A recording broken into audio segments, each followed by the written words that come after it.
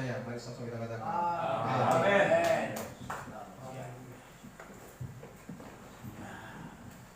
Puji Tuhan, ada waktu beberapa saat saja kita bisa pakai dalam mempersiapkan diri kita untuk menerima materi ya dari pembedahan buku dalam bentuk seminar, baik kami yang ada di kantor Misial Bandung maupun saudara yang ada di mana saja saudara bisa mengikuti. Ayo kita dapat mempersiapkan karena ini sangat penting ya, sangat penting yang bisa menjadi bekal ya, yang memberikan memotivasi dalam kita melayani pekerjaan Tuhan. Sambil menunggu ya, kita ada gerak-gerak ya sedikit ya. Saya ajak kita tidak salah juga kita bangkit berdiri saudara ya. Ya, sambil kita menunggu saudara ya, sambil kita menunggu. Rupanya kami yang ada di kantor mendapatkan snack, dapat konsumsi saudara ya. Di tempat lain ya kami berdoa, saudara pun diberkati Tuhan ya. Oke, puji Tuhan. Sambil menunggu pembicara yang akan menyampaikan bahan atau materi buat kita semua, bincang-bincang sedikit saudara. Beberapa waktu yang lalu ketika pembicara Bapak Yusak ya, pingin tahu ya, pingin mengevaluasi ketika seminar pertama itu berjalan, apa yang kita dapatkan. Saya punya respon, saya cuma berkata begini, bahwa kalau saya secara pribadi saya katakan begini, dengan materi yang ada, pikiran saya, pengetahuan saya terbuka. Kenapa? Kadang-kadang kita lihat jemaat itu kita samaratakan, tetapi sebetulnya di dalam jemaat itu ada berbagai macam perbedaan. Ada yang biasa-biasa, ya. Ada yang ingin tampil, ya. Ada yang mau mendengar, ada yang ingin didengar. Oleh sebab itu, melalui pembedahan buku kita pada saat atau menjelang siang hari ini, kita sama-sama dapat mempersiapkan. Dan saya yakin, saya percaya materi yang sudah dipersiapkan itu akan memberkati kita semua ya. Oke, puji Tuhan. Mungkin Pak Yusak sudah bisa. Oke, kita terlebih dahulu tunduk kepala, kita semua bangkit berdiri. Segala puji dan syukur kami naikkan kepada Engkau. Setelah melalui Mission Care berdoa, kami menikmati lawatan kehadiran, bahkan respon, perhatian, jawaban dari Allah, dari apa yang kami buat, dari apa yang kami doakan. Saatnya kami pun akan kembali menerima materi yang tidak lain tidak bukan bersumber dari kebenaran firman Allah. Buka hati dan pikiran kami, bahkan hamba-Mu Bapak Yunus yang akan menyampaikannya adalah pengurapan, bahkan hikmat yang dari Allah turun menyertai kehidupannya. Baik kami yang ada di kantor maupun mereka di mana saja berada, Tuhan, Engkau juga yang hadir bersama-sama, Engkau yang berkati. Di dalam nama Tuhan Yesus kami sudah berdoa, kami bersyukur. Haleluya, haleluya. Amin. Amin.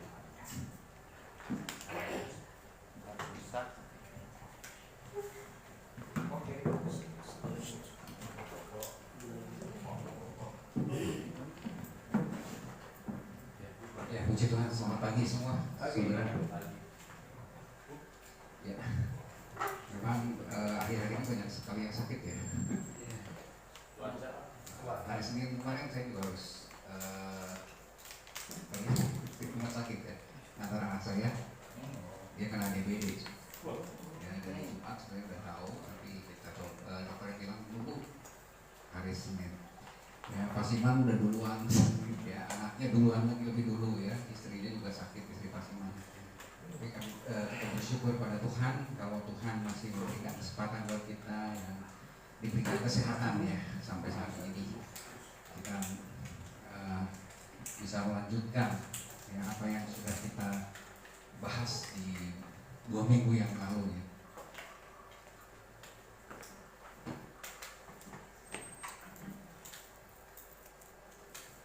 Jadi kita sudah membahas mengenai penggembalaan kuda. Ya, penggembalaan kuda di mana kita melihat bahwa ya, tidak bisa dipungkiri bahwa Tuhan memang mengirimkan kuda-kuda ya, sebagai ya bisa aja sebagai satu ujian buat kita. Apakah kita mau ya menderita untuk Tuhan, menggembalakan orang yang sulit, menggembalakan orang yang banyak macamnya gitu ya, banyak kemauannya, karena dia memang orang yang Tuhan persiapkan untuk pekerjaan yang lebih luas lagi. Ya, dia memang percayakan kepada kita, dan kita patut bersyukur kepada Tuhan kalau diberikan kepercayaan untuk bisa menggembalakan kuda itu ya, saudara ya. Jadi yang perlu kita persiapkan adalah diri kita supaya kita bisa siap menerima tugas yang begitu mulia untuk saya ya, menjadi kawan sekerja Allah, untuk membimbing apa yang sudah Tuhan persiapkan ya, untuk membangun kerajaannya di dunia ini.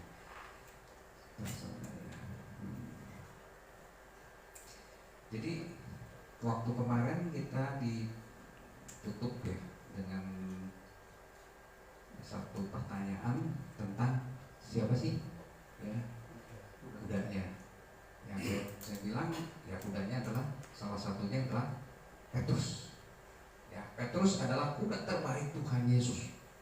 Petrus adalah kuda terbaik dari Tuhan Yesus. Nah ini kita kemarin sampai ketiga, kita harus melatih. Kemudian kita melihat bagaimana dengan kepribadian dia, ya yang talentanya, karunianya, latar belakang, kesempatan, yang pokoknya dia mumpuni lah untuk bisa membangun kerajaan Allah di dunia ini. Makanya Tuhan berikan kepada kita untuk dipersiapkan kuda-kuda ini. Nah, seperti yang saya katakan kemarin bahwa kita tidak ya, murni membahas atau membedah satu buku, tapi ini adalah pembedahan buku yang sudah dikembangkan. Saya memasukkan beberapa buku juga yang bisa ada yang sama-sama apa yang menunjang gitu ya, yang menunjang supaya kita juga lebih mengerti ya atau lebih dalam lagi mengenai kuda ini. Nah, mungkin kita perlu pahami ya karakter para kuda ini, yaitu mereka itu akan puas dengan dirinya sendiri, ya diri mereka sendiri. Nah, ini yang kemarin kita ini dia punya kehidupan lama yang harus kita ubah. Kemudian ini kelemahannya sering digunakan untuk penyembahan berhala. Kemudian juga kuda ini paling tidak kudus dan membutuhkan paling tidak kudus dan membutuhkan kekudusan, itu tidak mendapatkan perhatian ya seperti domba yang lebih ya relatif lebih mudah diajak kerja sama, dibina. Itu yang seringkali seneng ya disenangi oleh para gembala ya, karena dia nurut gitu ya, punya apa jemaat yang nurut kan seneng ya.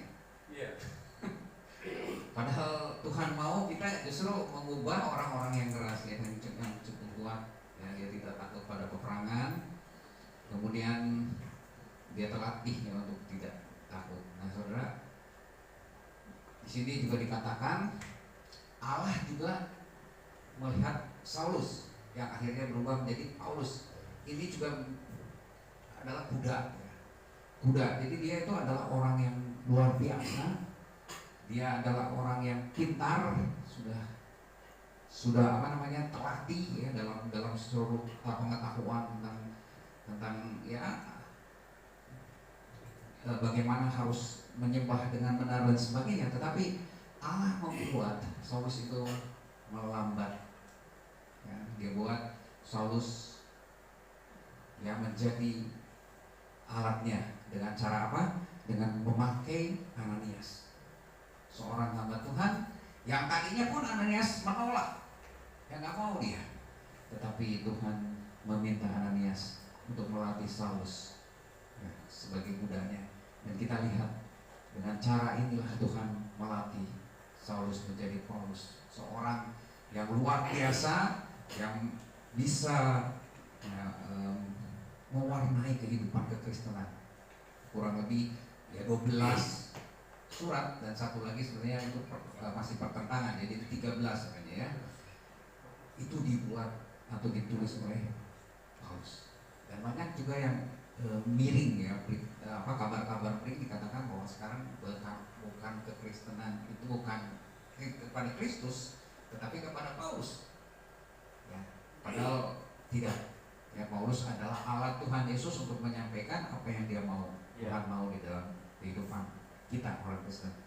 Nah, jadi Buddha adalah harapan sia-sia, ya, dikatakan juga tidak memberikan sesuatu yang pasti di dalam kehidupan orang-orang Kristen. Nah, jadi dia menciptakan harapan palsu. Ya. Kemudian Buddha merupakan simbol usaha manusia, bukan profesi Allah. Itu kelemahan-kelemahan dari Buddha. Nah, ini juga sudah ya, sekarang bab kedua. Bagaimana Tuhan Yesus lakukan apa yang Tuhan Yesus lakukan, ya, bisa menghasilkan Buddha. Tuhan Yesus adalah gembala yang baik. Amin ya. Kita nggak mau kiri. Dia adalah gembala yang sempurna karena dia memiliki kasih yang luar biasa. Tujuan menggembalakannya pun murni. Kemudian dia juga mempunyai metode melatih domba-domba dengan baik. Ya. Yang pertama, Tuhan Yesus memanggil semua orang untuk mendengarkan Injil. Jadi banyak orang dipanggil oleh Tuhan Yesus untuk datang kepadanya dengan apa? Dengan mengabarkan Injil. Bukan itu saja, tetapi juga membuat mujizat-mujizat sehingga orang-orang banyak datang kepada Tuhan Yesus. Ya, itu adalah langkah yang Tuhan Yesus pertama lakukan. Kemudian Tuhan Yesus setelah memanggil orang dan mengadakan banyak mujizat, Tuhan Yesus juga tidak berhenti sampai situ, tapi dia mengajar banyak orang untuk mengerti. Ya, mungkin ini adalah dulu diadakan PA, ya.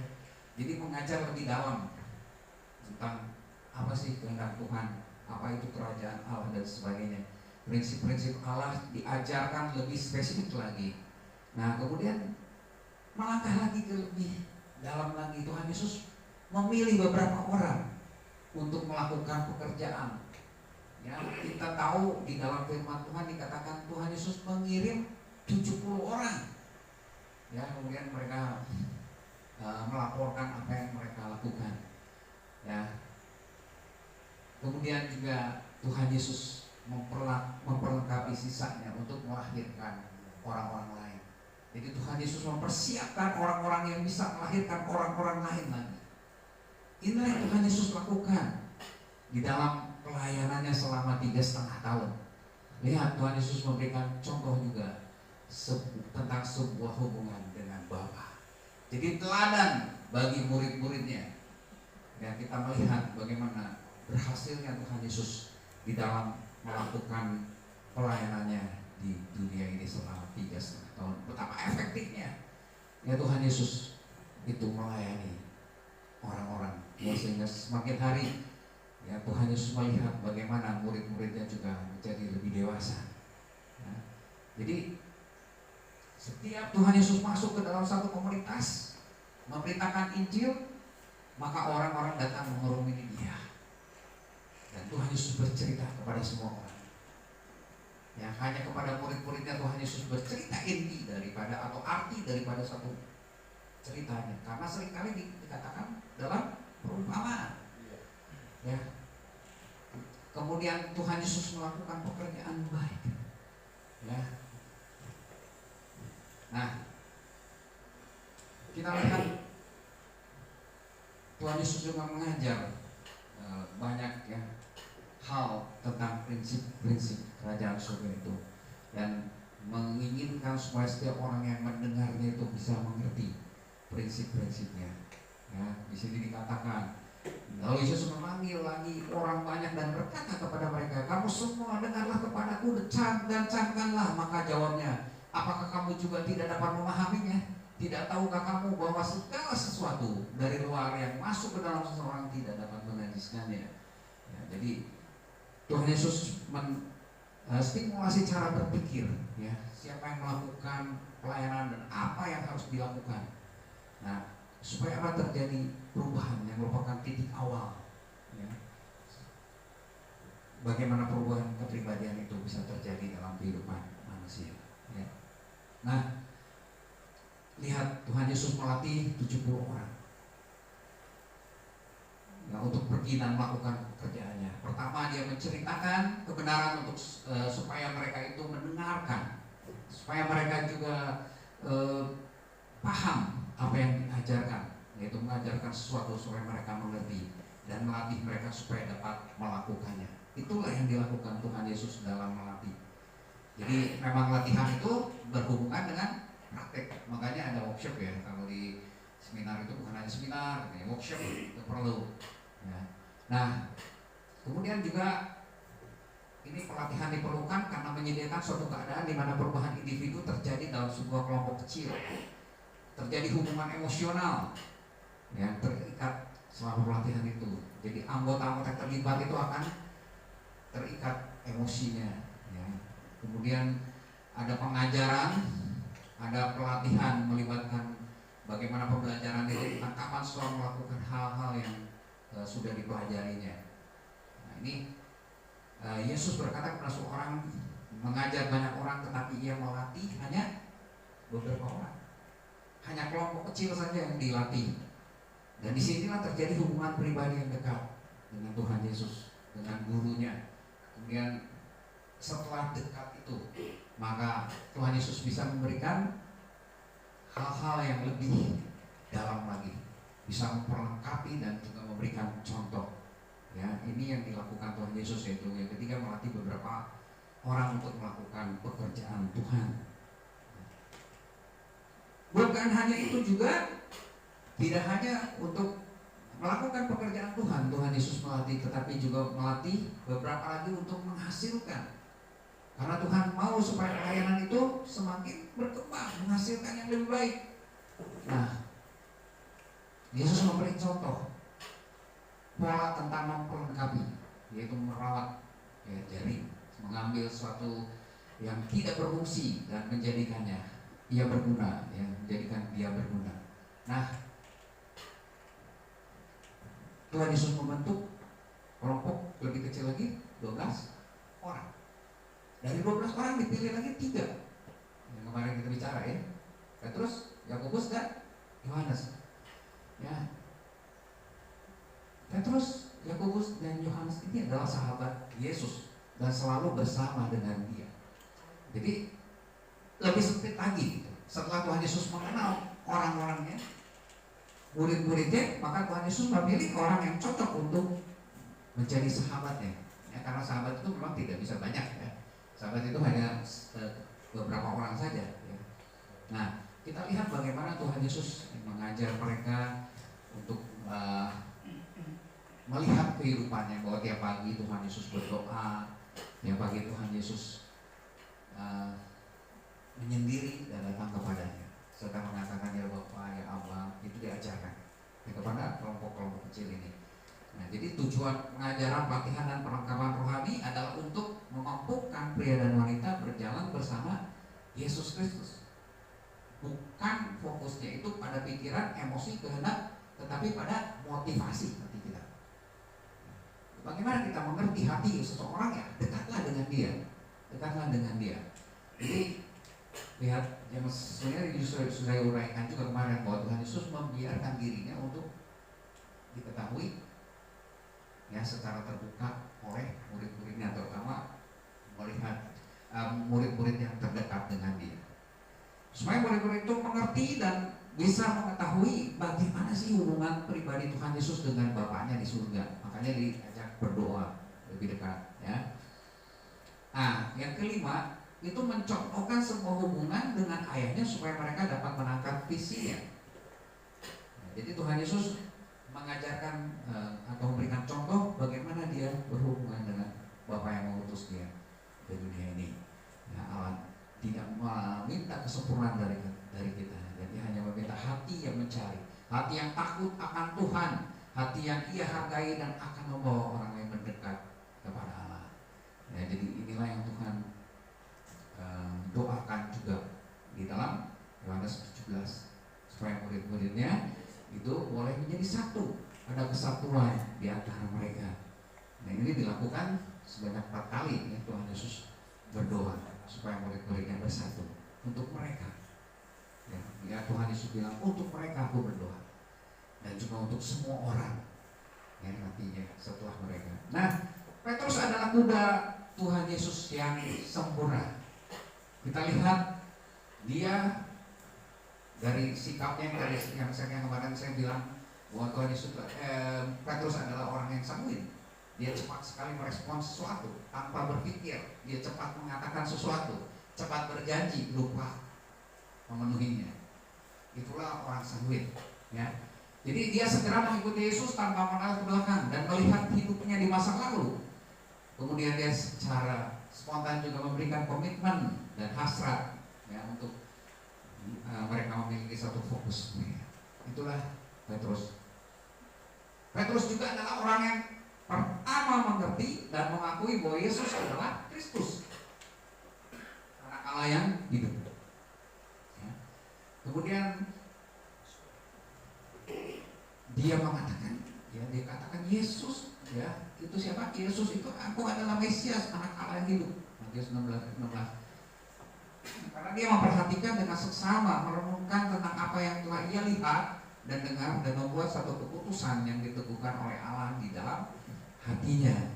Ya, jadi segala sesuatu yang dia lihat dia masukkan ke dalam hati, dan dia bisa mengakui bahwa Yesus adalah Mesias.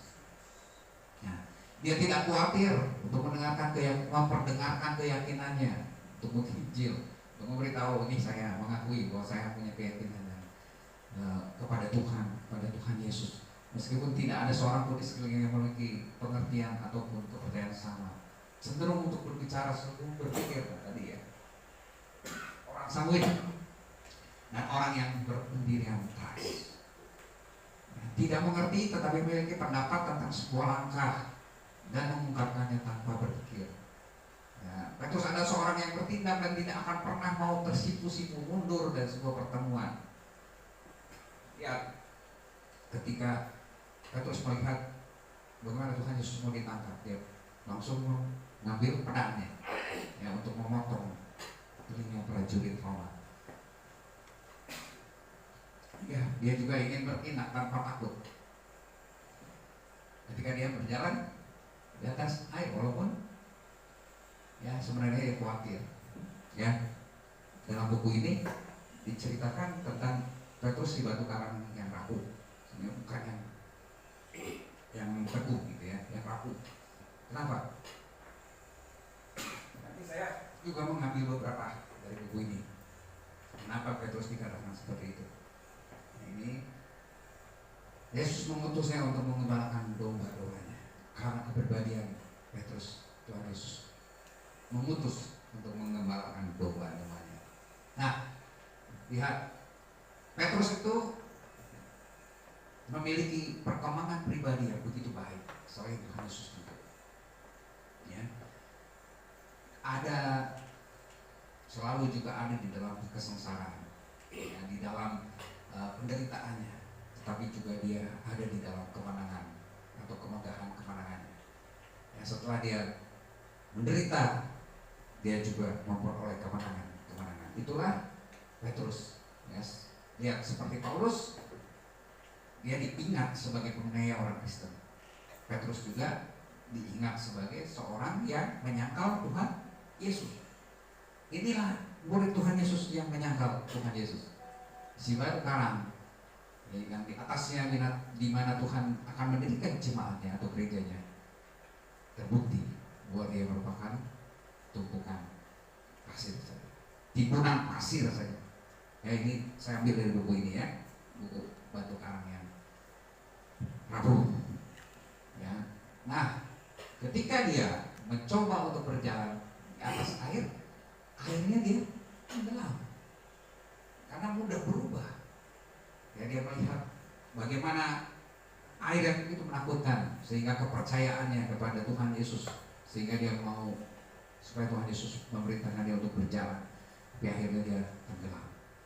Dia juga berani menegur Tuhan Yesus ketika berbicara, sehingga Tuhan Yesus bilang, kamu itu iblis, disebut iblis ya.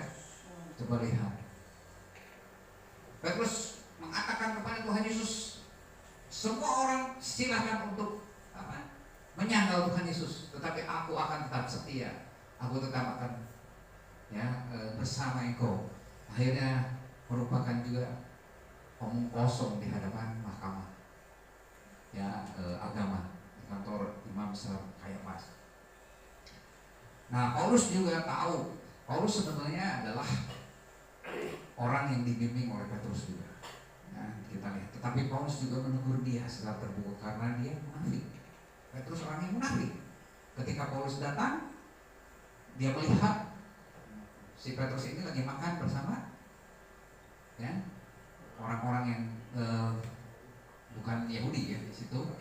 Kemudian dia mulai menjauh melihat melihat Paulus. Dia menjauh. Jadi kelihatan sekali munafik, dan dikatakan di dalam Galatia 2 ayat 11 itu bahwa dia ditegur karena dia memang salah. Ditegur oleh Paulus. Nah, setelah turunnya Roh Kudus yang memberikan kekuatan bagi Petrus, masih juga terjadi bahwa Petrus adalah orang yang memilih menyenangkan manusia, lebih lagi dia menyenangkan manusia daripada menyenangkan Tuhan. Makanya Paulus itu keras, dia menegur si Petrus. Nah, lihat bagaimana dia akhirnya yang merupakan kuda juga menjadi gembala. Tadi kemarin juga ada yang pertanyaan itu ya, Pak ya. Jadi dia bahkan bisa menjadi gembala. Bisa, bukan kemarin, berarti ini dikasih. Ada pertanyaan. Jadi merupakan satu transformasi sempurna ya. Dimana kita melihat bahwa banyak juga pemimpin bisnis saat ini yang menjadi gembala. Jadi mereka melihat bagaimana Petrus juga bisa menjadi gembala, makanya banyak di antara mereka juga yang sukses di dalam bisnis akhirnya menjadi gembala. Dimana banyak persekutuan dikumpulkan, banyak persekutuan diadakan di rumah-rumah.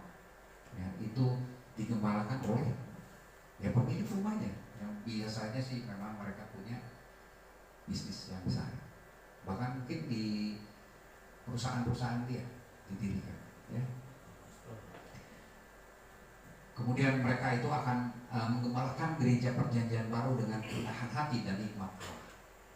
Secara total telah berada di bawah kontrol Allah. Lihat, dia berbicara kepada 3.000 orang, bukan 3.000 orang ya.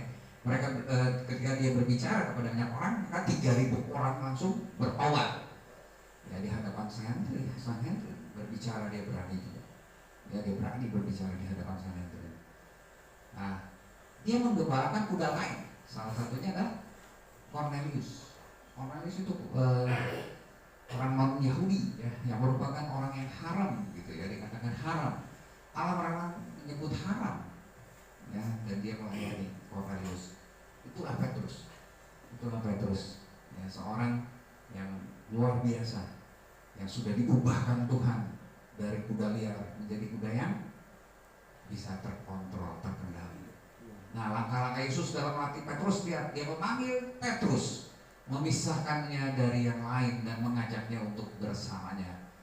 Kedua, dia mengajarinya agar terbiasa mendengar secara aktif. Bukan hanya mendengar, tetapi mendengar secara aktif. Ini yang penting. Kemudian menjelaskan dengan seksama secara berulang kali tentang Allah.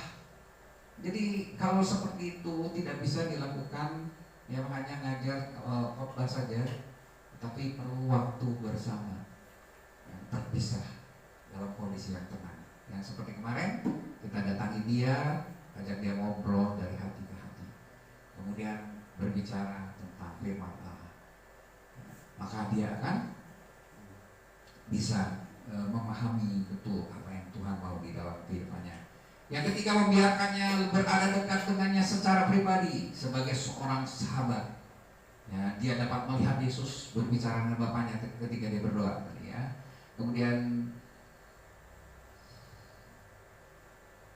Tuhan Yesus juga mengajar Petrus ini dengan sabar, ya, dengan sabar tanpa batas. Ya. Kita tahu bahwa seorang pemimpin bisnis dan seorang gembala adalah pasangan yang sangat sempurna untuk saling menjadi orang kepercayaan bagi yang lainnya. Kita memerlukan juga orang-orang bisnis, bukan? Gereja memerlukan itu, ya, supaya kerajaan Tuhan ini bisa lebih berkembang, ya, lebih luas. Nah, kemudian yang kelima, Tuhan Yesus juga menyatakan visinya kepada si Petrus ini tentang apa yang akan diraih oleh Petrus.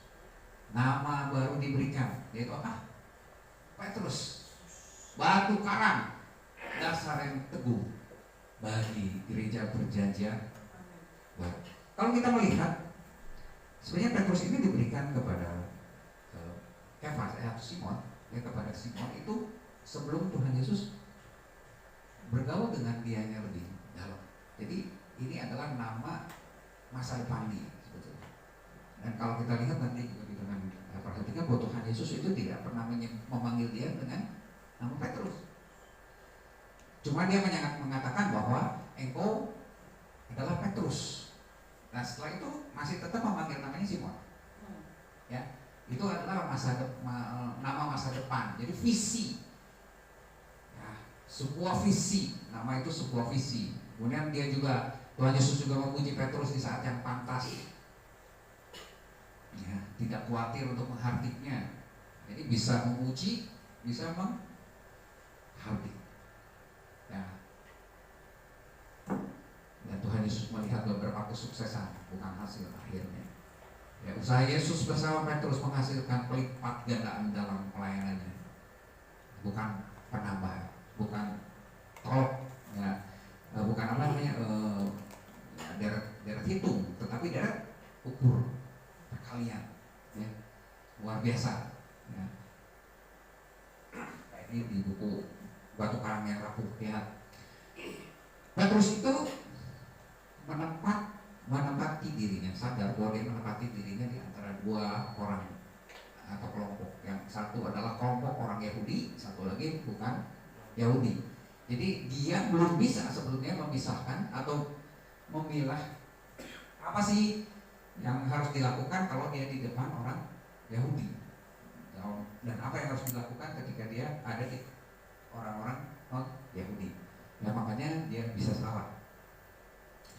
Ya, dia dipanggil mahkamah agama, kemudian ditangkap, dikejar-kejar, nah, sebagai seorang penjahat, karena memilih untuk patuh kepada pribadi yang kepadanya ia telah mengabdikan hidupnya selama bertahun-tahun yang sebelum itu. Nah, di zaman kita itu orang Katolik dengan kita berbeda mengenai Petrus. Ya, Petrus dianggap sebagai orang suci, santo Petrus. Dia adalah Paus pertama. Tapi orang Protestan yang berusaha untuk mengembalikan, ya, Petrus itu adalah salah satu dari 12 murid Tuhan Yesus, salah satu rasul. Sampai sekarang nggak ada titik temu. Ya. Nah, lihat, namanya adalah Simon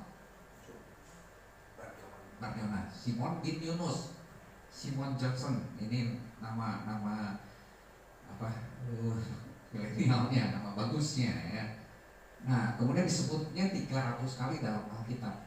Yohanes, murid yang dikasih Tuhan, hanya 31 kali di dalam Alkitab. Ini luar biasa. Nama baru diberikan Petrus, tapi Yesus tidak pernah menyebut dia dengan nama itu. Ini aneh. Padahal itu nama yang diberikan. Tapi kita tahu tadi bahwa nama itu adalah merupakan visi. Ya, visi. Di atas batu karang, Petrus akan menjadi batu karang di mana gereja akan didirikan. Nah, dia murid Yohanes Pembaptis karena dibawa oleh Andreas juga, saudaranya. Dia salah satu dari murid Tuhan Yohanes Pembaptis. Logat, dia berasal dari Bethsaida, ya, dekat Galilea, ini di pantai laut, di barat laut Galilea. Menetapnya di Kapernaum. dia terlihat dari logat Galileanya kuat, dan ini dianggap kasar di Yudea itu. Nah kemudian rumahnya besar buat tingkat, kemungkinan Tuhan Yesus itu diam di sana. Ada satu kamar untuk Tuhan Yesus. Nah pekerjaannya itu nelayan bersama Andreas, tetapi dia juga bermitra dengan Yakobus dan Yohanes. Jadi sebenarnya Petrus ini adalah seorang pengusaha juga dulunya ya, nelayan yang pengusaha. Nah tidak berpendidikan formal, tetapi dia memang pasti sudah terlatih untuk mempelajari kitab suci sejak usia 5 tahun. Ya, jelas dia menikah. Kalau dikatakan Petrus adalah Paus, masa sih gitu ya menikah? Kan sekarang Paus nggak boleh menikah kan, Paus dan imam memang nggak boleh menikah, tapi yang jadi Paus pertamanya malah menikah kan. Yang menikah istrinya menemani dia setidak-tidaknya dalam beberapa perjalanan yang berbahaya untuk memberitakan Injil. Jadi ini dia tidak sendiri ketika dia memberitakan Injil, tetapi bersama istrinya. Ya satu hal yang luar biasa kan ya, kalau melayani bersama istri itu, bersama keluarga, satu hal yang luar biasa. Nah dia juga merupakan kelompok inti dari Petrus sendiri, itu bagian dari 12 murid Tuhan Yesus, dan merupakan 3 serangkai ya. Bahkan dikatakan bahwa dia adalah pemimpin dari 12 muridnya ya, sehingga kalau bicara tentang murid pasti Petrus yang dikatakan. Murid-murid bersama-sama, Petrus bersama teman-temannya ya. Selalu tercantum yang pertama dalam daftar murid Yesus, dan merupakan orang pertama yang dipanggil dengan namanya oleh Yesus ya. Nama Simon dipanggil ya. Ke yang lain kayaknya belum dengar, hei Andreas gitu gaya, hei Yakobus tidak ya. Tetapi dia juga menerima teguran-teguran yang paling keras dari Yesus. Kita melihat ada minimal 7 mujizat yang dilakukan Yesus kepada Petrus atau yang terhubung dengan dirinya. Ya, 2 kali menangkap ikan secara ajaib, penyembuhan ibu mertuanya, berjalan di atas air, pemulihan telinga mau. Dia lihat ya, bagaimana Petrus melihat mujizat itu. 2 kali dibebaskan dari penjara secara ajaib. Kemudian juga pengambilan uang dirham dari mulut ikan harus untuk membayar pajak. Itu semua mujizat dilakukan ya untuk atau ya berkaitan dengan Petrus. Lihat Tuhan Yesus luar biasa ya, sampai 7 kali minimal. Ini yang tercatat. Dan dia merupakan tokoh utama dari kisah dalam keempat Injil. Lihat ketika dia melihat perubahan wajah Tuhan Yesus, dia yang minta izin untuk mendirikan kemah-kemah. Spontan, dia katakan itu. Kemudian satu-satunya murid yang minta berjalan di atas air, padahal semua murid ada di perahu itu. Hanya Petrus yang minta dia bisa berjalan di atas air. Dan pemungut cukai pun ketika minta pajak, ya, dia datangnya kepada Petrus. Ya, kisah pembasuhan kaki lebih kepada kisah tentang Petrus dan Yesus. Karena 2 percakapan itu terjadi di antara Yesus dan Petrus. Yang lain dia nurut. Dan Petrusnya yaitu nggak terima begitu saja gitu. Aku nggak mau nih, jangan sekali-kali kau ya membasuh itu. Tapi setelah itu basuhlah seluruh tubuh. Ya luar biasa. Nah Injil Markus itu ditulis demi Petrus dan menjadi contoh bagi Injil-Injil sinoptik lainnya, Injil Matius dan Injil Lukas. Ketika saya dikasih tugas bikin ini ringkasan waktu S2 di STTMT, bingung saya baca ini. Bukunya tebal, bingung sekali, itu putar-putar bolak-balik, nggak ngerti saudara. Tapi memang yang saya ngerti kan itu Markus ya, pertama sebelum kuliah. Markus itu Injil kedua, saya pikir ya itu yang kedua gitu. Nah, tetapi dia menjadi patokan buat Injil-Injil lain. Ya, Injil Matius dan Lukas. Lihat otoritasnya, itu ada di dalam Kisah Rasul dan surat-surat Paulus. Pertama, yang mengusulkan penggantian Yudas itu adalah Petrus. Ya, kemudian menyampaikan khotbah juga Petrus. Ya, padahal banyak ya, atau 12 muridnya ada di situ atau 11 ya, sebelum ada Matius. Kemudian pertama kali menyembuhkan atau melakukan penyembuhan ilahi itu juga Petrus. Membela pemberitaan Injil di hadapan Sanhedrin, Mahkamah Agama Yahudi juga Petrus. Mengambil keputusan dalam kasus Ananias dan Safira yang membohongi Roh Kudus juga Petrus. Dia merupakan penasihat pertama dari Paulus. Kuda yang begitu kuat, gagah, yang luar biasa ini. Kemudian juga menjadi pengantara bagi Yakobus dan Paulus. Ini semua ada kisahnya di sini. Ya, setelah dibebaskan dari penjara secara ajaib, dia meninggalkan Yerusalem untuk menginjil di Antioquia, Korintus dan Roma. Kemudian pimpinan diserahkan kepada Yakobus. Ya. Nah,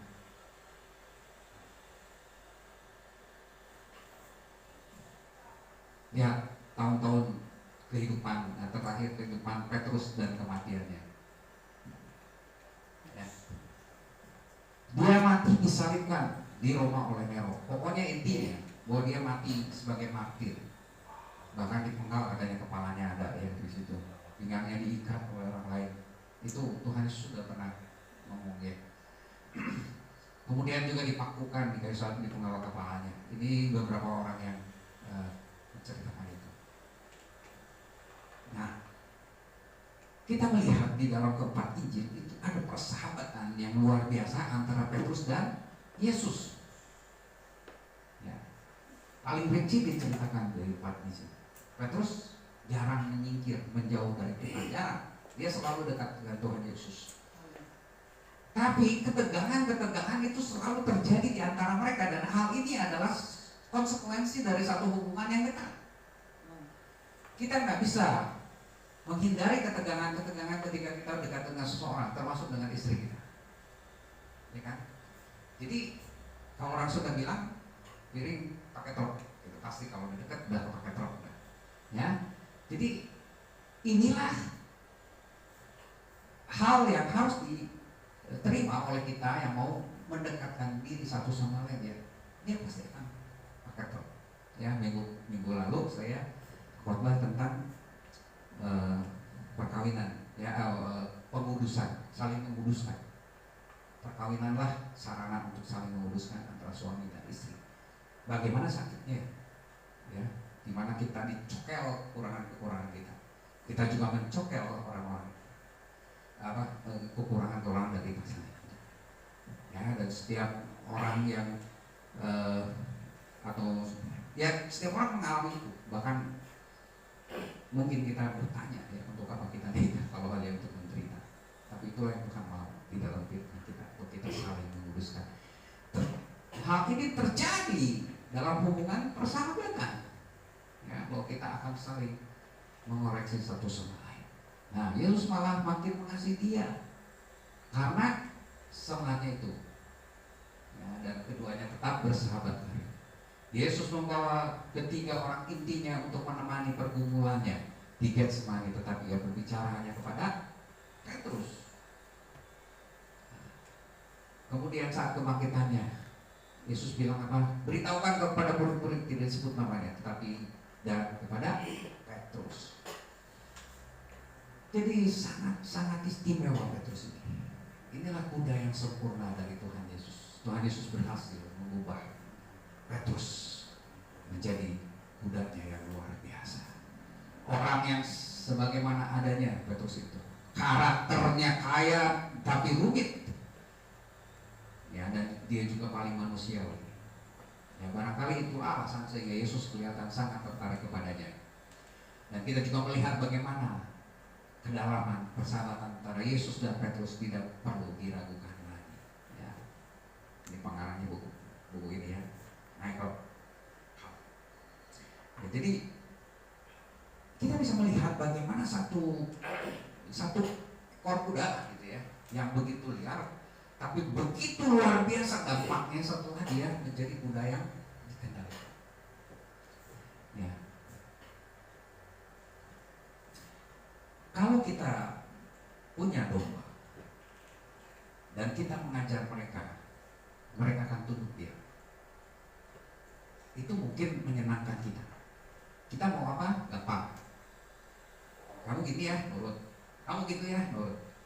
Tetapi dampaknya buat gereja itu nggak ada sebetulnya. Itu kan hanya untuk pribadinya gitu. Dia nurut menjadi seorang pengikut Yesus yang setia, tetapi untuk dirinya sendiri. Tetapi ketika kita mendapatkan kuda, bisa mengendalikannya. Lihat, sekali berkhotbah 3.000 orang khotbah. Ini buat dampak buat kerajaan surganya itu sangat luar biasa. Ya, dan Tuhan mau supaya kita jangan hanya terfokus kepada domba-domba saja, tapi justru lebih memfokuskan kepada kuda. Perlu usaha yang lebih buat kuda ini. Di Bekasi ada pertanyaan, bukan pertanyaan, malah pernyataan.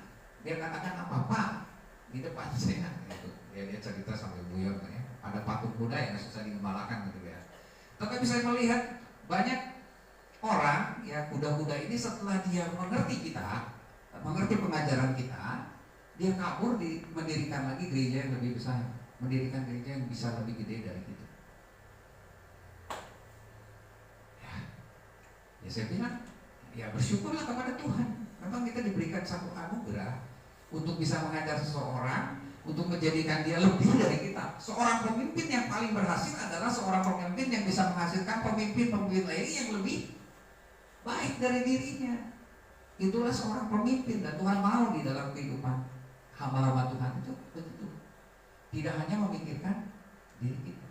Saya bilang, kalau nanti orang itu pindah, bisa mendirikan gereja, tolong jangan dianggap sebagai saingan. Ya, jangan dianggap sebagai saingan. Ya, dia sudah menjadi orang yang rekan kerja kita. Ya, tetapi bersyukurlah bahwa kita sudah ikut. Ya, ada bagian kita di dalam diri. Ada bagian kita. Syukurilah itu. Ya, dan saya bilang Tuhan akan memberikan lagi kuda yang lebih baik. Mungkin ada kuda yang lebih kuat dari dia. Ya, kalau kita bisa atau kita mampu seperti itu. Ya, di Bandung ini yang saya lihat ada dua ya di GPT ya, di gereja saya kan dulu UBT. Ada dua tipe ya, tipe pemimpin. Yang satu di Cisokan sudah almarhum, yang satu lagi di Lengkong Besar udah almarhum juga.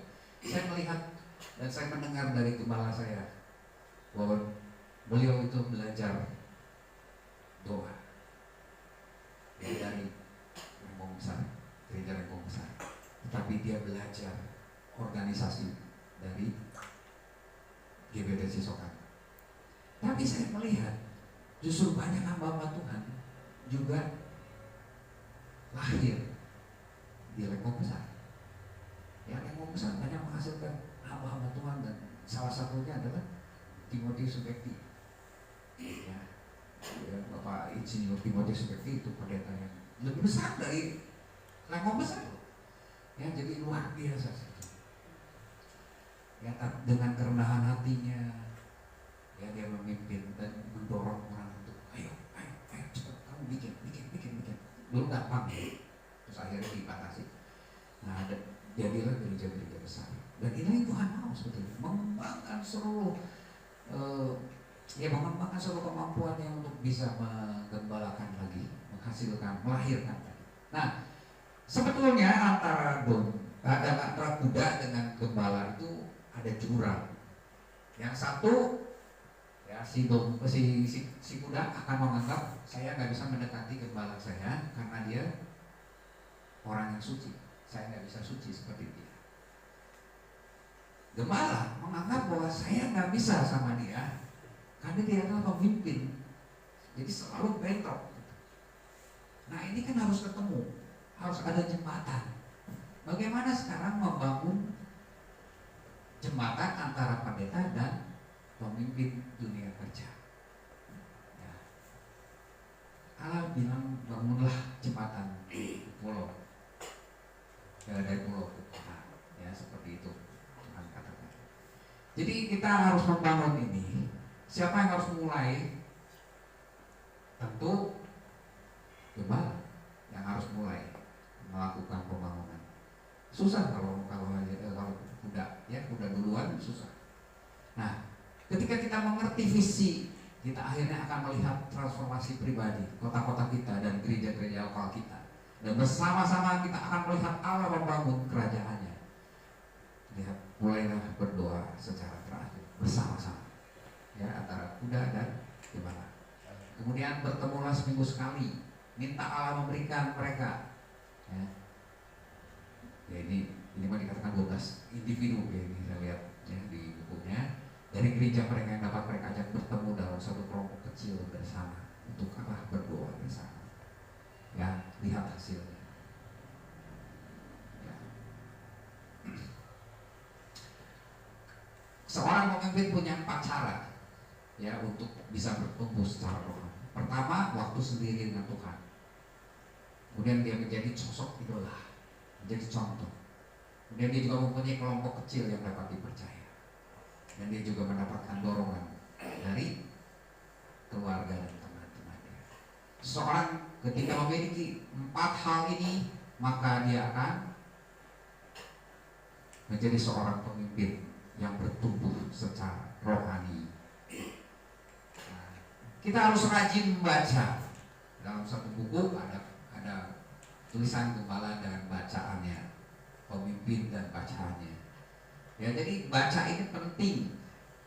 Ya, baca Alkitab versi baru, baca buku renungan untuk memperoleh pandangan-pandangan yang baru. Saya banyak sekali baca renungan yang ada satu buku renungan yang menurut saya paling cocok, ya, kalau saya logikanya bisa, tapi juga untuk keimannya oke. Ya, saya mendapatkan banyak dan itu menjadi berkat buat saya. Kemudian saya khotbahkan. Pak Armin masih ingat kan? Saya khotbah tentang apa di gereja Bapak? Jadilah pengkosa. Saya dapat dari renungan itu. Ya, yang saya lihat itu sangat memberkati orang juga. Ketika hal itu jadi berkat buat kita, maka itu akan menjadi berkat buat orang lain. Amin. Ya. Nah, nyanyikan, bacalah kata-kata pujian dan sebagainya, renungkan dan lakukan. Ini yang perlu dilakukan. Jadi pemimpin gereja itu dituntut untuk bersikap rohani. Ini merupakan kedudukan yang paling berbahaya. Ya, oleh sebab itu kita harus membaca, lebih meningkatkan lagi kemampuan kita untuk kita bisa berdoa. Ya, banyak orang, banyak pendeta takut domba-dombanya kabur. Ya, kalau kata saya ya salah satu caranya ya perbanyaklah membaca. Ya, saya membaca satu buku, kemudian ada satu orang yang ya lingkupnya nasional, saya udah terkenal, ya lingkupnya nasional. Pas buku yang saya baca, pas dia yang khotbahkan. Ya, tetapi saya bisa melihat, oh saya ngambil kesimpulannya dari buku itu adalah ini, tetapi dia juga mengambil ada kesimpulan yang lain, saling melengkapi. Dia bisa jadi pembicara nasional karena dia sering baca. Gitu. Persis apa yang baru saya baca, saya ingat, saya baru baca gitu tentang pemimpin yang dibentuk, Wah, saya bilang luar biasa ini. Ya, jadi, iya sorry ya. Banyak kali hamba Tuhan sekarang SKS sistemnya, mau khotbah baru semalam nih nyiapin. Nah itu ya mau gimana gitu, kita bisa ini ya, bisa membuat hamba anak-anaknya atau gembala domba-dombanya itu betah gitu ya. Kalau sistemnya adalah kebut semalam, ya, sistemnya ngikutin SKS. Ya dengan kesibukan dan sebagainya mungkin itu seperti itu. Ya, makanya kalau saya nyiapin itu bisa sampai berapa ini ya. Kayak kemarin saya buat di Sumedang itu saya nyiapin sebulan setengah lah. Ya pulang kerja, ya, tulis nanti tinggal lihat lagi gitu ya, buang-buanginnya kalau sesuai. Ya, itu seperti itu. Jadi mungkin bisa lebih rinci karena memang ya sedikit maksud.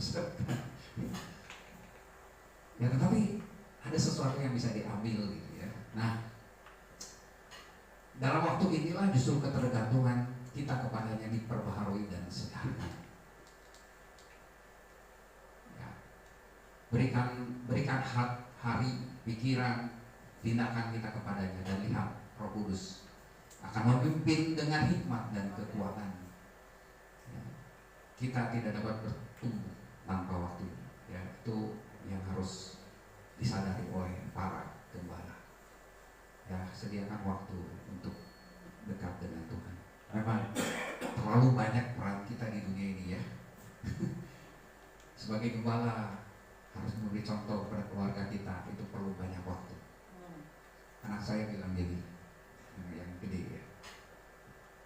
Jadi nikah itu susah ya. Harus siap itu. Bukan siap secara keuangannya. Saya sudah bekerja, saya sudah menghasilkan, saya bisa memberikan ya kecukupan lah buat anak-anak secara materi. Tidak. Tetapi sampai harus bisa membimbing dia ke arah mana dia harus melangkah, memilih jurusan dan sebagainya. Padahal generasinya berbeda. Ya mungkin waktu zaman saya atau zaman dulu kita ekonomi mungkin paling oke, tapi sekarang udah lain lagi. Ya, jadi anak saya bilang sampai seperti itu. Jadi dalam tanda kutip ya orang dan saya terserah kamu lah mau apa gitu ya. Ya cuman saya mau menggantikan fungsi saya dengan membayar seorang konsultan ya untuk memberitahu dia kemana dia harus melangkah. Ya, jadi sulit memang. Sebagai gembala lebih sulit lagi. Bukan pribadi kita yang kita harus perhatikan, keluarga kita yang harus kita perhatikan, tetapi pribadi dari domba-dombanya. Saya punya rencana, tadinya minggu depan, 2 minggu lagi kita akan mengadakan talk show atau podcast. Tapi saya berpikir kita perlu bahas dulu ini, supaya kita bertemu dengan mereka sebagai gembala. Ya kita bisa lebih bahas lagi ya pembicaraannya. Karena ini berkaitan juga dengan penggembalaan. Saya lihat ini buku The Way of the Shepherd itu tentang 7 prinsip penggembalaan. Ini bagus juga. Saya pernah bawakan di tempat saya kerja, tapi disesuaikan. Ini bagus sekali. Ya, jadi 2 minggu lagi mungkin kita bahas ini, nanti kita baru ke sana. Ya. Jadi sebutan para pemimpin gereja bukanlah mereka yang memimpin kedudukan, namun secara pemimpin gereja adalah orang yang secara dinamis menghidupi hidupnya bagi Kristus, menginvestasikan hidup mereka bagi orang lain untuk menolong mereka. Ya, para pemimpin masyarakat dan tempat kerja untuk bertumbuh secara rohani. Ini penting. Ya, meskipun ada pengecualian, gereja biasanya tidak memiliki karakter pemuridan. Oleh sebab itu sebagian besar dari mereka dimuridkan di luar gereja karena gereja tidak memperlengkapi mereka. Hati-hati, ini yang terjadi. Ya kita harus pikirkan tentang pemuridan. Tuhan bilang apa? Harus memuridkan mereka. Ya. Bukan hanya menjadikan mereka itu percaya kepada Yesus saja, tapi jadikanlah mereka murid. Ini penting, pemuridan. Yesus menghabiskan waktu lebih banyak untuk berada bersama 12 muridnya, khususnya 3 orang di antaranya. Dia mengajar di Bait Allah, menikmati perjamuan akhir bersama 12 muridnya, pergi ke taman bersama mereka dan mengajak 3 di antaranya ke pinggir ya bersama dia. Kemudian dia menunjukkan juga bagaimana kondisi dia ketika dia ketakutan, ya, mengalami ketakutan. Jadi betapa benar-benar membuka dirinya untuk kelompok yang lebih kecil. Jadi luangkanlah waktu untuk kelompok yang lebih kecil. Ini yang penting ya, di dalam kehidupan kita.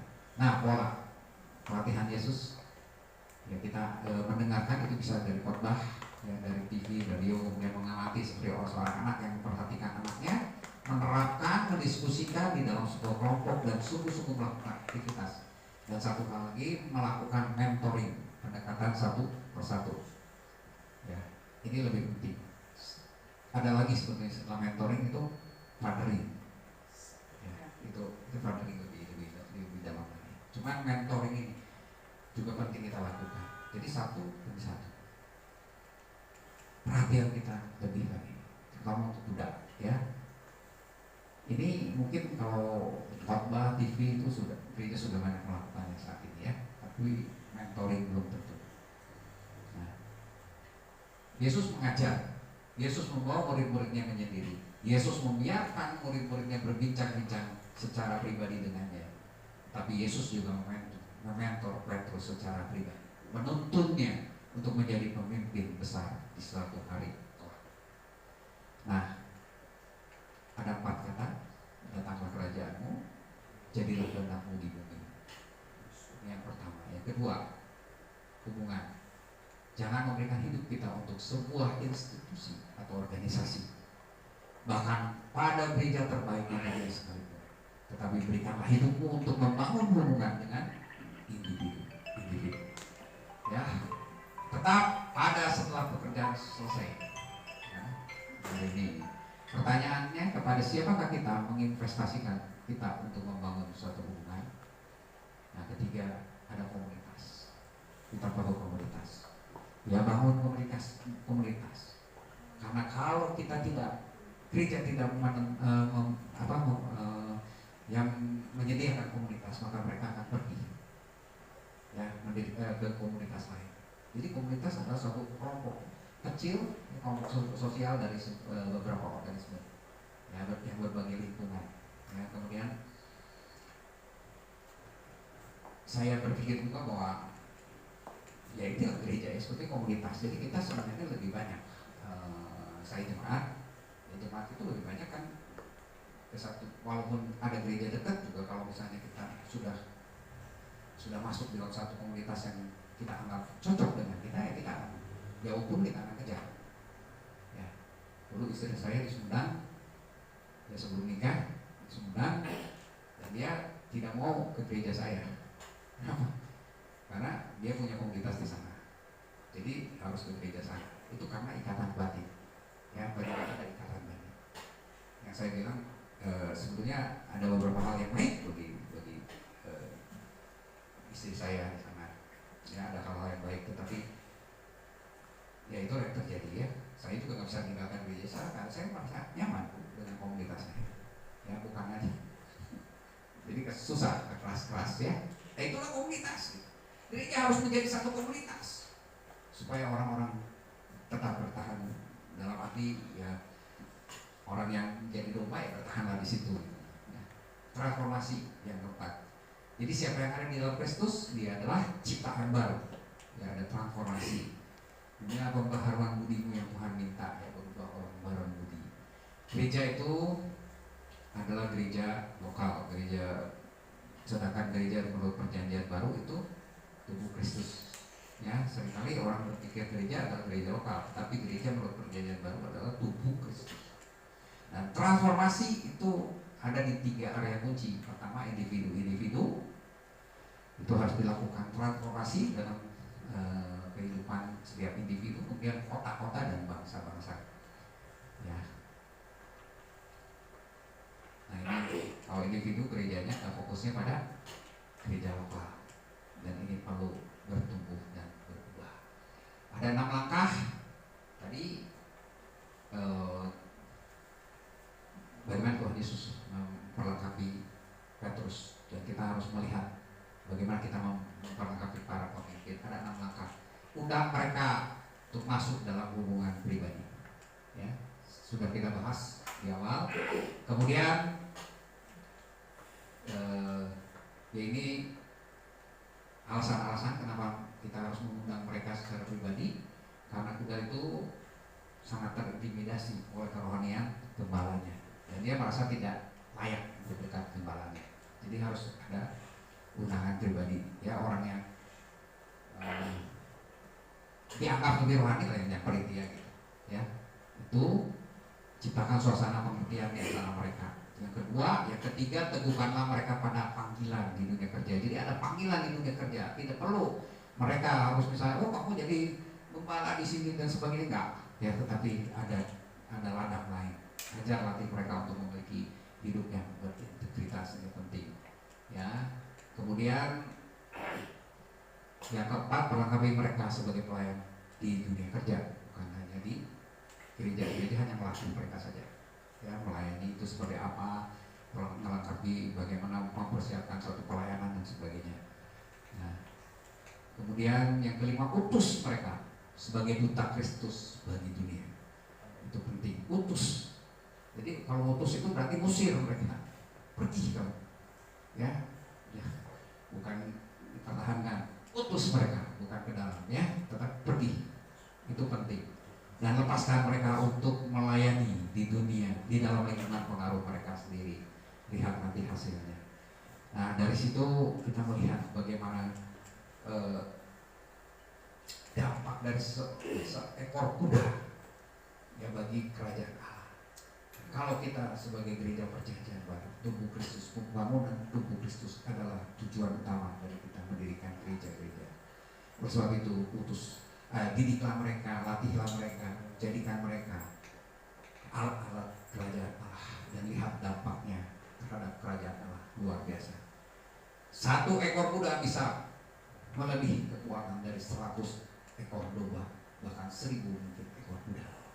Ya, jadi bersyukurlah kalau kita diberikan kesempatan untuk melatih kuda-kuda Tuhan Yesus. Sudah lewat 5 menit. Saya serahkan kepada Pak Hems. Monggo Pak Hems. Mau bertanya mungkin ini pos. Oh ya, Bertanya dulu. Bentar Pak, kalau seandainya biasanya kan di gereja-gereja besar, dan ini untuk kita gereja-gereja kecil belum terjadi, ya. Tetapi untuk mengantisipasi, biasanya di gereja besar itu yang ngatur gembala itu biasanya orang-orang sekuler yang memiliki kepintaran, bahkan juga yang menjadi sponsor di gereja. Terkadang kalau kita menegur mereka, takut mereka keluar dari gereja, sedangkan mereka sangat dominan di dalam gereja tersebut. Bagaimana cara mengembalakan? Saya katakan mereka identik dengan kuda liar. kita melihat memang, ya, gereja-gereja sekarang banyak dijadikan bisnis. Sorry. Dan saya ada bukunya, ya, bisnis dalam gereja. Memang jadi bisnis. Gitu. Kamu punya kemampuan untuk berbicara, ya, untuk khotbah yang menarik dan sebagainya. Ini saya punya uang. Saya dirikan gereja nih. Ya, saya bangunkan gereja. Baliknya di tiap bulan berapa? Ya, bagi 2 ya. Ya seperti itu. Gitu. Nah, itu memang sudah lain tujuan, ya. Lain tujuan. Tapi kita lihat itulah kekuatan kuda, saya kira. Kekuatan kuda di mana ketika dia sudah terjun masuk di dalam pekerjaan itu, tanda kutip lah, pekerjaan itu, maka lihatin sukses tuh, jadi gerejanya gede, ya, dengan segala peralatan yang luar biasa menarik orang, yang sampai Pak Yunus bilang, ya, salaman pun nggak bisa. Iya, memang nggak bisa gitu. Jadi tugasnya kamu kan hanya khotbah aja gitu. Nanti urusan semuanya dia ngurus. Tapi kalau nggak balik modal ya sudah. Nah, ya, oke. Mereka kuda liar gitu. Ya, itu mereka masih perlu dikendalikan. Ya, doakan mereka, ya, Roh Kudus yang akan bisa mengendalikan. Kita yang pasang Roh Kudus yang istilahnya kesannya dekati mereka. Tapi kembali kan, dekati secara pribadi. Yang tadinya tujuannya sama, ubah akan menuju kepada tujuan. Ini menurut buku tadi, ya. kita harus dekati mereka secara pribadi. Ya Pak. Pak, iya, Bapak kan tadi membahas tentang Petrus gitu ya. Ya. Cuma kalau kita lihat latar belakang Petrus itu kan karakternya yang buruk ya. Ya. Nah, ya menggambarkan dia seorang pekerja keras dan tidak peduli ombak, gelombang dan sebagainya dengan otak dia, ya sehingga dia jadi pemilik karakter seperti itu. Tapi dari pembahasan tadi saya lihat memang Yesus akhirnya berhasil mengendalikan kuda ya ini. Seperti itu. Dan kesimpulan dari apa yang saya lihat di sini, ada pesan Tuhan Yesus terakhir waktu dia naik ke surga. Itu dalam Matius pasal 28 ayat 20, jelas di sini. Memang ajaran ini, didikan ini memang perlu. Jadi seandainya kita dipertemukan dengan kuda-kuda yang cukup memang ya anggaplah karakter Petrus lah seperti ini. Ya tetap ajaran itu harus memang kita paksakan, karena kebenaran tetap kebenaran gitu. Jadi ada, soalnya saya pengalaman begini, ini terjadi di saya gitu kan. Ada keluarga diberkati Tuhan gitu ya. Datanglah masuk gereja 6 bulan. 6 bulan saya lihat ke 6 bulan mulai ya sebetulnya dia bilang punya hati untuk mendukung. Tapi pikiran-pikiran dia adalah bagaimana mengendalikan sesuai dengan apa yang menjadi kemauan dia. Akhirnya saya jujur aja, saya berusaha artinya dengan segala program yang berjalan, dasar-dasar firman Tuhan, ya saya masuk gitu ya. Ya dia tidak terima dan dia pergi. Saya bilang silahkan pergi. Carilah gembala mungkin yang lebih sabar dan karena Tuhan Yesus pun kepada Petrus betul, memang dia kadang-kadang bujuk, tapi dia bilang kau iblis, keras loh itu. Kenyang lah kalau itu. Enggak, saya enggak seperti kata saya ke orang. Saya cuma diamkan saja. Saya bilang kalau mau berubah, enggak ya sudah terserah. Seperti itu Mak. Tuhan Yesus bilang iblis itu setelah sekian lama dengan Petrus. Nah, sudah lama itu. Sebaiknya persahabatan. Ada persahabatan di antara mereka, persahabatan yang luar biasa yang tidak mungkin mereka itu akan terpecah ketika mereka menyadari bahwa apapun yang dilakukan oleh sahabatnya untuk dia itu yang terbaik. Ya, jadi untuk mendapatkan itu kepercayaan itu ya lakukanlah pendekatan yang tadi bilang. Jadi nanti kalau ngomong apapun ya dia akan terima. Ya, kalau kita sudah melakukan itu tapi masih terjadi seperti itu, sudahlah itu bukan Tuhan. Nggak usah ngomong. Ya kebenaran harus dinyatakan. Kita nggak boleh takut kok. Ya. Jadi sorry gembala juga jangan ngerasa gimana kalau ada di antara jemaatnya dalam tanda kutip kuda-kuda ya yang sudah tunduk pun, yang sudah ini pun kemungkinan satu kali menegur. Seperti Petrus menegur Yesus. Harus sabar sesabar-sabarnya. Gitu. Supaya ya berguna lah untuk semua. Gitu. Berat loh Pak, soalnya ya saya ada kesimpulannya begini. Pak, bagaimana kalau Bapak saya kami gaji aja? Oh, Ya. kita kan orang Pentakosta bukan Injil. Wanitiro kan gitu kan Pak. Oh iya, iya. Itu sempat memang dia tawarkan begitu ke saya. Kita nggak mau. Saya bilang juga kalian yang kasih persembahan. Waktunya sudah selesai. Sharing aja. Ya. Oke. Oh iya, iya. Ya. Kita kalau ngomong terus nggak selesai. Oke.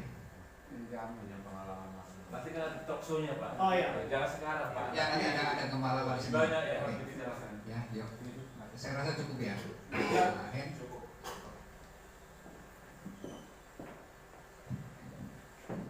Puji Tuhan, saya yakin kita semua juga diberkati dan saudara yang tetap setia mengikuti dimanapun saudara berada. Ya, ini menjadi bekal, bahkan menjadi motivasi kita lebih lagi dan lebih lagi dalam kita mengembalakan jemaat-jemaat Tuhan yang Tuhan percayakan. Kita duduk di dalam doa saudara. Segala puji dan syukur kami naikkan kepadamu. Terima kasih buat waktu yang kau sudah berikan kepada kami, di mana saat-saat ini kami boleh menikmati berkat-berkat Tuhan, motivasi yang tersingkapkan melalui pembedahan buku dalam pengembalaan kuda-kuda yang ada Tuhan. Beri pengertian kami yang lebih jauh, lengkapi kami dengan hikmat Tuhan. Bahkan berkati juga Bapak Yusuf yang sudah menjadi seorang berkat bagi kami. Terima kasih, kami akhiri seminar Benda Buku pada saat ini dengan pengucapan syukur hanya di dalam nama Tuhan Yesus Kristus. Haleluya. Amin. Puji Tuhan. Kita tentunya ini masih akan berlanjut dengan